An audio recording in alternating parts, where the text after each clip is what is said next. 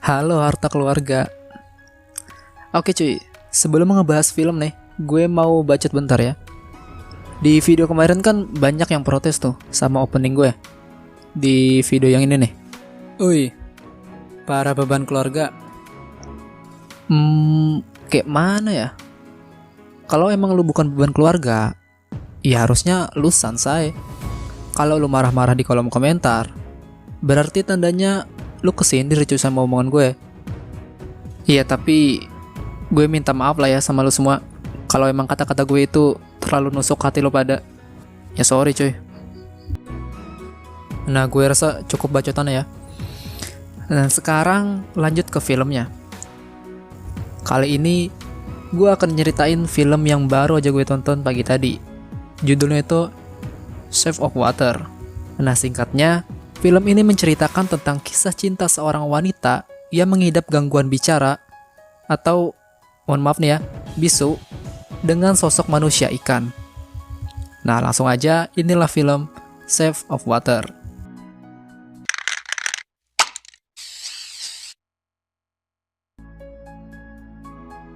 Di awal film, kita diperlihatkan dengan seorang wanita bernama Elisa. Nah, Elisa ini sudah mengidap bisu sejak lahir. Dan juga dia memiliki tanda aneh di bagian lehernya. Dia tinggal di sebuah apartemen tua dan mempunyai tetangga bernama Giles. Dia juga bekerja di sebuah pusat penelitian antariksa sebagai tukang bersih-bersih. Dan mempunyai teman bernama Zelda.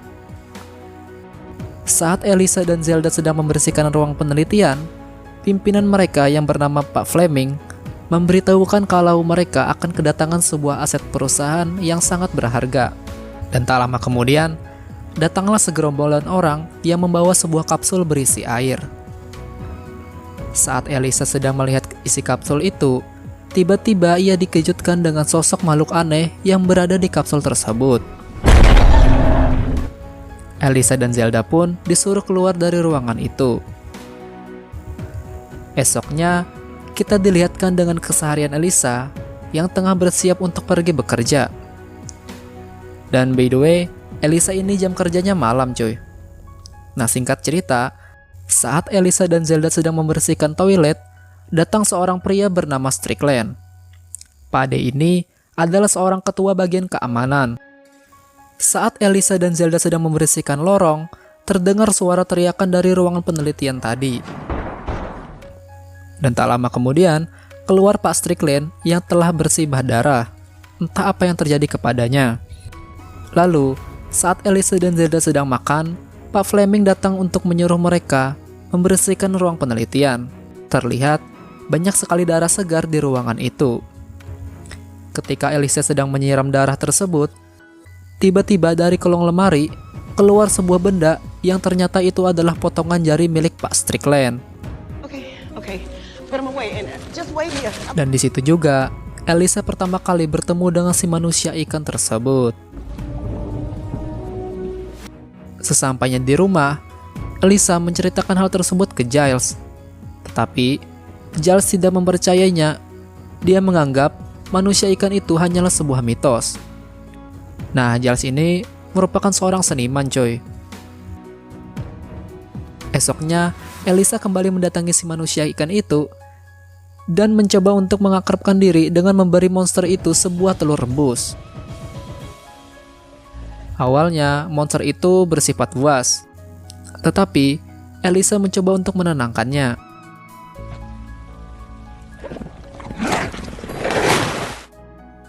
Lalu, Pak Strickland memanggil Elisa dan Zelda untuk menemuinya. Dari cara bicaranya, Pak D ini sangat rasis coy. Dia juga menanyakan tentang asal Elisa. Zelda menjelaskan kalau Elisa ini dari kecil sudah yatim piatu. Dia ditemukan pihak panti asuhan di sebuah sungai. Nah, tujuan Pak Strickland memanggil mereka ke sini untuk memberitahukan ke mereka tentang makhluk itu. Ia menjelaskan kalau dialah yang membawa makhluk itu dari sungai di daerah Amerika Selatan. Singkat cerita, hari demi hari hubungan Elisa dan monster itu semakin dekat. Setiap jam kerja, Elisa selalu mendatangi monster itu untuk memberinya makan. dan mendengarkan musik bersama. Hingga pada suatu hari, seorang ilmuwan bernama Robert melihat kedekatan Elisa dengan si monster. Nah, Robert ini sebenarnya adalah mata-mata Rusia. Dia menyerahkan semua info makhluk itu kepada pihak Rusia. Dia juga memberitahukan kalau makhluk itu kemungkinan bisa berkomunikasi dengan manusia. Esoknya, Elisa kembali mendatangi si monster itu. Dan betapa terkejutnya dia saat melihat si monster yang tengah terluka. Karena mendengar ada suara orang datang, Elisa pun kemudian langsung bersembunyi. Dia hanya bisa terdiam melihat temannya yang di tengah disiksa oleh Pak Strickland. Kemudian, datang seorang jenderal bernama Hoyt. Strickland mengusulkan ke jenderal tersebut untuk membedah makhluk itu dan diteliti, supaya mereka lebih unggul dari pihak Rusia. Sang ilmuwan yang mendengar hal itu lantas tidak menyetujuinya. Dia tidak ingin makhluk itu mati sia-sia. Akan tetapi, jenderal dan Pak Strickland bersikeras untuk membedah makhluk itu. Elisa pun kemudian meminta Giles untuk membantu mengeluarkan makhluk tersebut. Elisa terus memohon kepada Giles, tapi sayangnya Giles tidak mau membantunya karena hal itu melanggar hukum. Kemudian, Giles pergi menemui temannya yang ingin membeli lukisannya. Tapi sialnya, lukisan itu tidak jadi dibeli. Hal itu pun membuat perasaan Giles hancur. Lalu Giles kembali mendatangi Elisa untuk meminta maaf dan bersedia membantu Elisa. Di sisi lain, Robert yang mengetahui kalau makhluk itu akan dibedah, kemudian melapor ke atasannya. Lalu atasannya memerintahkan untuk membunuh makhluk itu saja, supaya pihak Amerika tidak jadi menelitinya.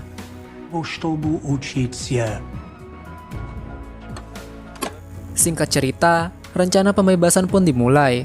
Elisa kemudian menggeser kamera pengawas, dan kebetulan Robert yang berada di ruangan Pak Strickland melihat hal itu. Saat Elisa mencoba mengeluarkan makhluk itu, Robert datang dan ikut membantunya.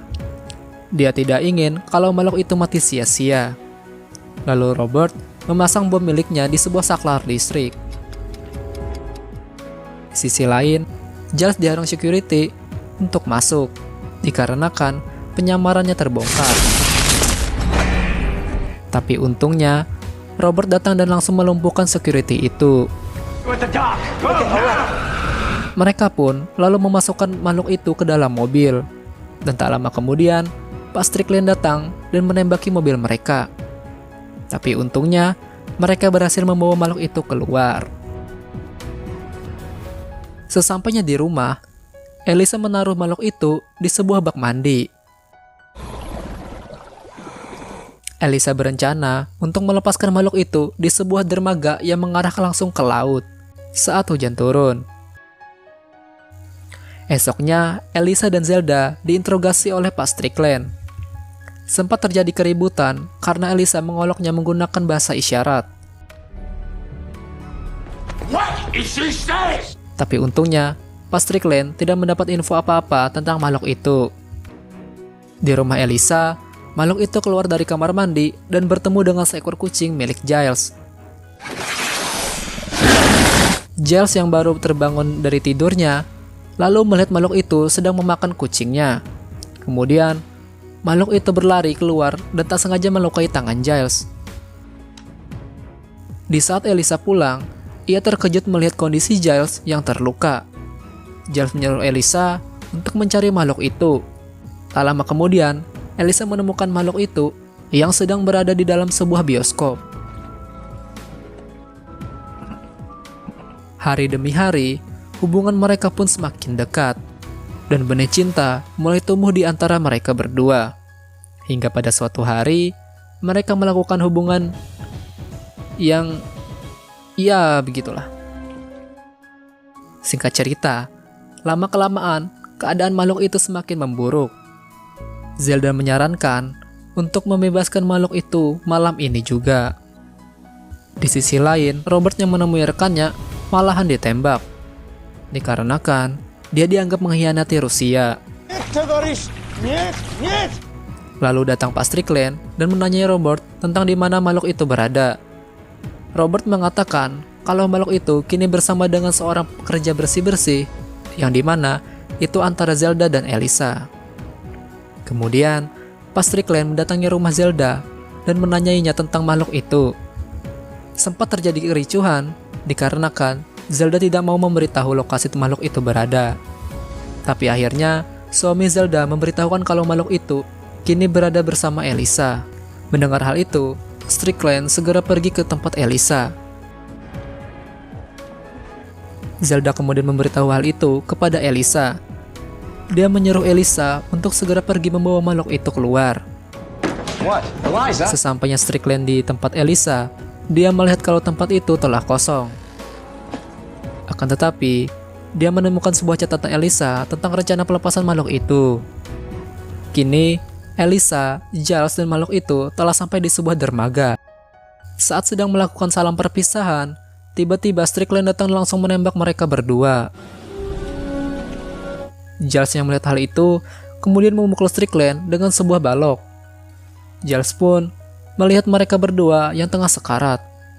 Dan tak lama kemudian, datanglah sebuah keajaiban. Makhluk itu kembali bangkit serta luka-lukanya kembali pulih. Dan juga, makhluk itu langsung membunuh Strickland. Kemudian, makhluk itu membawa Elisa ke dalam air. Di dalam air, makhluk itu mencium Elisa, dan ajaibnya, Elisa kembali sadar. Serta, luka di lehernya itu berubah menjadi sebuah insang.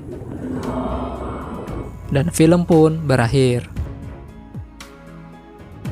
Nah, film ini seakan memberi kita pelajaran kalau sebuah cinta tidak selalu mengutamakan bentuk fisik, tetapi cinta datang karena ketulusan hati. Nah, bagi kalian yang mau request film, monggo komen wae. Dan cukup sampai sini dulu ya cuy. Gua mau ke WC. Udah kebelet bet dari tadi. Dadah.